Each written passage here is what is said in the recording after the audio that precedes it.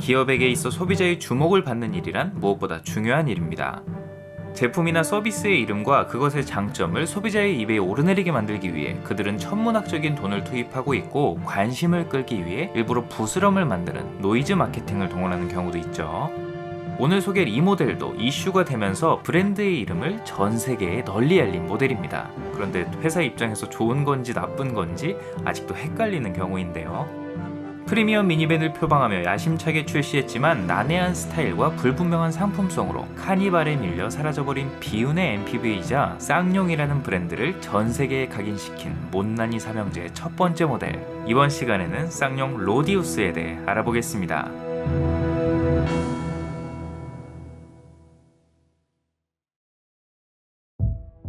IMF 외환위기의 파도가 우리나라를 휩쓸고 지나간 2000년 초, 국내 자동차 시장은 MPV의 전성시대였습니다. 당시 7인승까지 승합차 혜택을 받을 수 있었던 규정에 힘입어 저렴한 보험료와 자동차세를 낼 수 있으면서 LPG까지 쓸 수 있는 컴팩트 MPV가 인기를 끌었고, 다치 캐러밴에서 영감을 받은 기아 카니발과 유럽형 MPV를 표방한 현대 트라제 엑스G가 돌풍을 일으키면서 국내 RV 시장에서 꽤나 큰 볼륨을 차지하는 장르가 됐죠. SUV의 명가 쌍용 역시 가만히 있을 수 없었습니다. 기존의 다양한 SUV 라인업에 MPV를 추가해 RV 시장에서 쌍용의 입지를 더욱 공고히 하고, 동시에 시장 1위 현대기아차 주력 제품과의 정면 승부라는 모험보다는 빈틈을 노려 새로운 시장을 개척해 성공 가능성을 높이려는 전략을 세웠습니다. 바로 봉고차로 불리던 기존 국산 승합 모델과 결을 달리하는 프리미엄 MPV를 만드는 것이었죠. 앞서 플래그십 세단 체어맨과 무쏘 후속 렉스턴이 연달아 성공하면서 의외로 프리미엄 메이커 이미지를 갖고 있던 것, 특히 무쏘의 수명을 늘리기 위해 부랴부랴 준비했던 픽업트럭 무쏘 스포츠가 기대 이상의 성과를 달성한 것이 이런 틈새 전략을 세우는 데 설득력을 더해줬어요. 이렇게 프리미엄 MPV 프로젝트 A100이 시작됐고, 카니발에 대적하는 쌍용의 새 모델이 출시된다는 소식에 많은 소비자들의 기대가 이어졌습니다.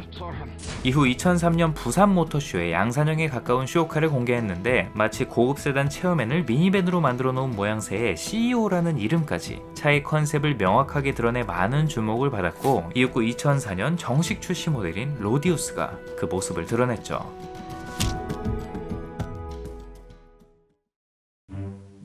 차명은 도로를 뜻하는 로드에 그리스 로마 신화 속 올림포스 신들의 으뜸 제우스를 엮어 지었고, 도로 위의 제왕이 되겠다는 당찬 포부를 담았습니다. 호화 요트에서 영감을 받아 디자인됐다는 외관은 체어맨부터 유러피안 스타일을 내세웠던 쌍용차답게 유려함과 고급스러운 디테일이 돋보였고, 당대 어떤 미니밴보다도 승용 감각이 물씬 느껴지는 생김새였습니다. 특히 흔히 말하는 봉고차 실루엣을 만들어내는 1.5박스 스타일의 짧은 보닛이 아닌 SUV 같은 길쭉한 보닛을 사용한 것과, 일반적인 승합차, 미니밴에 폭넓게 쓰인 2열 슬라이딩 도어 대신 승용차에 쓰이는 스윙 도어를 채택한 것, 차체 하단과 측면에 어두운 플라스틱 가니쉬를 넉넉하게 두른 것으로 단순한 미니밴이 아닌 사륜 구동을 품은 크로스오버라는 것을 강조했죠. 역삼각형을 이루는 거대한 방패형 그릴과 커다란 램프, 오묘한 디자인의 알루미늄 휠로 독특한 인상을 만들어냈는데, 매끄럽게 이어지는 아치의 끝을 아코디언처럼 잡아 부풀려 놓은 듯한 후면부는 신선한 충격을 선사했고, 북미형의 단정한 디자인에 익숙했던 소비자들 사이에서 호불호가 크게 갈렸습니다. 그래도 5m가 넘는 길쭉한 전장과 1.9m의 넉넉한 전폭으로 크기에서 오는 위압감만큼은 확실했죠. 잼민이 시절 이 차를 실물로 처음 봤을 때 마치 흰수염 고래가 다가오는 듯한 느낌이었어요. 확실히 이 세계의 것이 아니었. 언뜻 봐도 컨셉이나 스케치와 실차의 분위기가 많이 다르다고 느끼실 텐데, 네, 맞습니다. 관련 법규, 어른들의 사정 같은 여러 외부 요인에 의해 프로젝트가 본래 기획과는 다르게 흘러가는 경우가 종종 있는데, 이 로디우스가 그런 케이스였습니다. 아시는 분들도 있겠지만, 이 프로젝트는 무쏘를 디자인했던 영국 RCA의 켄 그린리 교수와 쌍용 디자인팀이 공동으로 작업한 결과물이었죠. 그린리 교수가 제안한 디자인 컨셉을 쌍용이 받아 다듬는 과정에서 많은 부분이 달라지게 됐는데, 욕은 억울하게도 이분이 다 먹었고, 이건 이후 등장한 중형 SUV 프로젝트에서 또 한 번 반복됐어요. 일이 이렇게 된 건 당시 자동차 관리법의 개정 때문이었는데요. 기존 7인승부터 제공되던 승합차 혜택이 무려 11인승 이상부터 혜택을 받는 것으로 개정되면서 로디우스는 그야말로 날벼락을 맞았습니다. 승합차 혜택을 받지 못하면 판매량에 심각한 타격을 줄 것이라 판단한 쌍용차는 부랴부랴 설계 변경에 나섰고 결국 팔자에도 없던 네 번째 좌석이 추가되면서 탑승객을 위한 공간을 우겨넣다 보니 지금의 독특하다 못해 괴기스러운 후면이 탄생한 것이죠. 오죽하면 디자인팀 내에서도 낸들 이렇게 하고 싶었겠느냐 하며 푸념을 할 정도였다고 하니 당시 분위기가 어땠을지 안 봐도 비디오죠. 이미 지나간 결과는 어쩔 수 없지만요. 프로토타입까지 남은 이 차를 보면 넉넉한 3열을 갖춘 쿠페 스타일의 고급 크로스오버로 오히려 10수년이 지난 요즘에나 먹힐 만한 상당히 앞서간 컨셉이었습니다. 아마 이 모습 그대로 출시됐다면 지금의 테슬라 모델 X와 비슷한 분위기를 풍겼을 것 같아요. 물론 이 차도 굴러다니는 게 썩 예뻐 보이지는 않지만 요트에서 영감을 받았다는 느낌은 실내에서 더욱 두드러졌습니다. 요트라는 문화만큼이나 우리에게 낯설고 어색한 느낌이 들긴 했지만 여유로운 공간에 포근한 분위기가 돋보였고 부분적으로 사용된 우드그레인 역시 흔히 떠올리는 고리타분한 색상이 아닌 밝은 색상을 사용해 지금 봐도 컬러 매치가 상당히 세련됐죠. 좌우로 펼쳐진 대칭형 실내는 안 그래도 넓은 실내를 더욱 넓게 느끼게 해줬고 그걸로는 부족했는지 속도계까지 대칭을 해버려 모든 탑승객이 현재 속도를 공유할 수 있었습니다. 덕분에 운전보다는 항해를 하는 기분이 들었죠. 엔진 추진기 작동! 참고로 우리나라 소비자들에게는 생소한 방식이지만 당시 유럽 MPV에서는 흔한 구성이었습니다. 굳이 대시보드 중앙에 계기판을 두는 이유는 시선이 아래로 향하는 것보다 옆을 향하는 것이 눈동자의 움직임이 더 적어 안전하고 무엇보다 탑승객과 차량 속도를 공유하는 게 심리적으로 안전 운전을 유도하기 때문이라고 합니다. 국산차 중에서도 유럽 시장을 노리고 만든 차들이 종종 이런 계기판을 달고 나왔는데 하나같이 호불호가 많이 갈렸고 다음 세대에선 칼같이 삭제됐죠.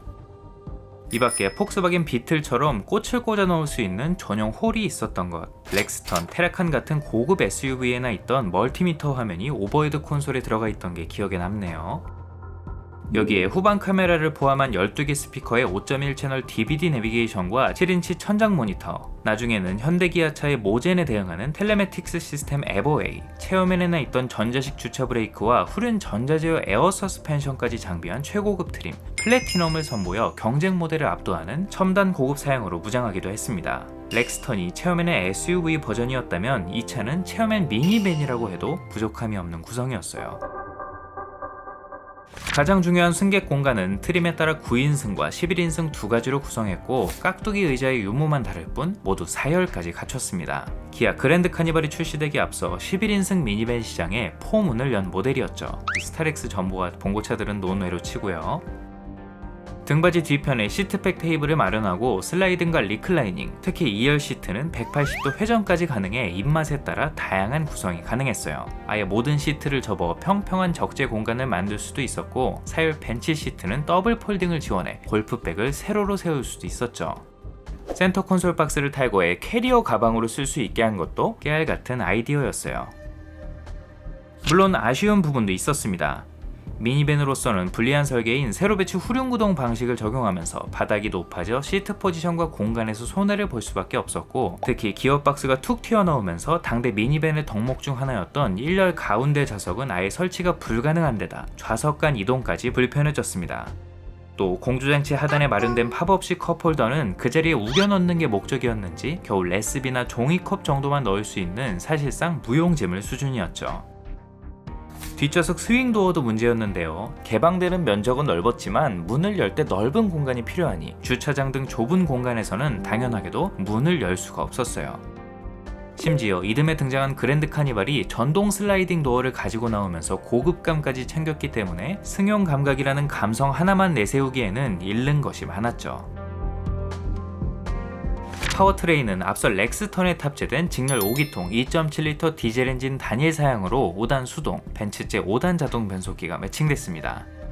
벤츠 DNA가 녹아있는 이 5기통 엔진 특유의 회전 질감은 아시는 분들은 다들 인정하시죠? 출력이 넉넉하진 않았지만 두터운 토크가 실용 구간에서 뿜어져 나와 2.2톤에 육박하는 공차 중량을 감안하면 꽤나 시원스러운 가속감을 제공했어요. 실내에서 약점으로 적용했던 후륜구동 파워트레인도 주행에서는 장점으로 적용했습니다. 체어맨의 차체에서 비롯된 고속주행 안정성과 육중한 몸무게에서 오는 묵직하고 편안한 승차감을 선사하면서 장거리 여행에서 그 진가를 드러냈죠. 서스펜션도 전륜 더블 위시본, 후륜 멀티링크 구성으로 특히 에어 서스펜션이 장착된 플래티넘 모델은 경쟁차에 비해 승차감이 확실히 고급스러웠습니다. 여기에 오늘날 카니발에도 없는 사륜구동은 이 로디우스만의 강력한 세일즈 포인트였습니다.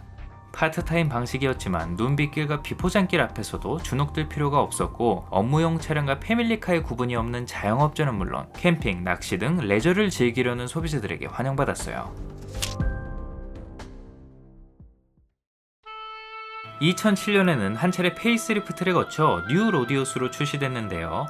큰 폭의 수정은 없었지만 괴상한 역삼각형 그릴을 당시 패밀리룩이었던 벤츠 스타일로 수정하고 덕지덕지 붙어있던 투톤 가니쉬를 떼버리고 원톤으로 깔끔하게 칠해 수출형과 동일하게 구성하면서 한결 차분하고 정돈된 인상으로 거듭났습니다. 다만 하이 트림과 풀옵션 트림을 막론하고 16인치 멀티스포크 휠 하나만 딸랑 제공하면서 외관을 더 볼품없게 만든 것은 납득하기 힘든 부분이었죠. 나머지는 그대로였습니다. 연식 변경을 통해 지상파 DMB 같은 편의 기능이 새롭게 더해진 것, 파워트레인도 판매량이 저조한 수동 변속기를 제외한 것 외에는 달라진 것이 없었어요. 한편 최고급형 플래티넘에 제공했던 후륜 에어 서스펜션이 이 모델부터 삭제됐고 2011년부터는 아예 순정 내비게이션도 빼버렸는데 선택률이 저조한 옵션이었지만 고급 품목이 서서히 줄어드는 게 마치 판매 의지를 상실한 것처럼 보였습니다. 2012년 출시된 로디우스 유로는 반대로 외관은 그대로 둔 채 편의 장비와 파워트레인을 변경했죠. 기존의 직렬 5기통 2.7 디젤 엔진이 유로5 배출가스 규제에 가로막혀 더 이상 쓸 수 없게 되면서 쌍용차의 다른 라인업과 마찬가지로 새로 개발한 4기통 2.0 디젤 엔진을 탑재해 대응했습니다. 변속기는 기존의 벤츠 5단 자동 및 6단 수동 변속기가 새롭게 매칭됐어요. 실내도 여태 왜 없었는지 궁금해지는 크루즈 컨트롤과 블루투스 오디오, 하이패스 룸미러 같은 편의 기능이 추가된 것은 환영할 만한 부분이었는데 낮아진 출력으로 주행 품질이 떨어지면서 안 그래도 없던 경쟁력까지 함께 떨어졌습니다. 여러모로 이전의 프리미엄 MPV 이미지는 더 이상 찾아볼 수 없었죠.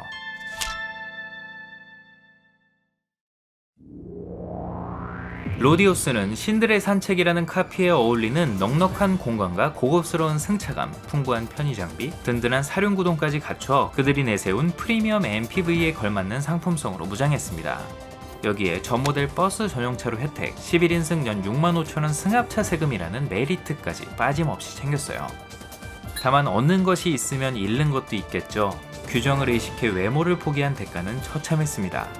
2004년 출시 첫 해 내세운 판매 목표는 내수 23,000대. 기본형 가격이 고급형 카니발에 맞먹는 비싼 가격에도 불구 출시 하루 만에 6,000여 대가 계약되는 등 돌풍을 일으켰지만 이후 판매량이 급격히 하락하면서 실망스러운 성적을 이어갔습니다.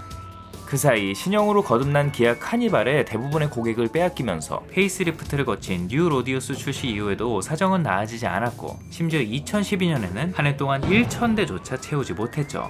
소비자들이 선택을 주저한 데는 여러 이유가 있었겠지만 괴상한 디자인이 결정적인 것에는 다들 동의하는 분위기였어요. 수출 시장도 사정은 마찬가지였는데요. 주력 시장인 유럽과 러시아의 본명인 로디우스, 일부 국가에는 스타빅이라는 이름으로 출시됐는데 초기에는 신선함을 매력으로 국내 판매량을 웃돋는 실적을 기록했지만 역시 반전은 없었습니다.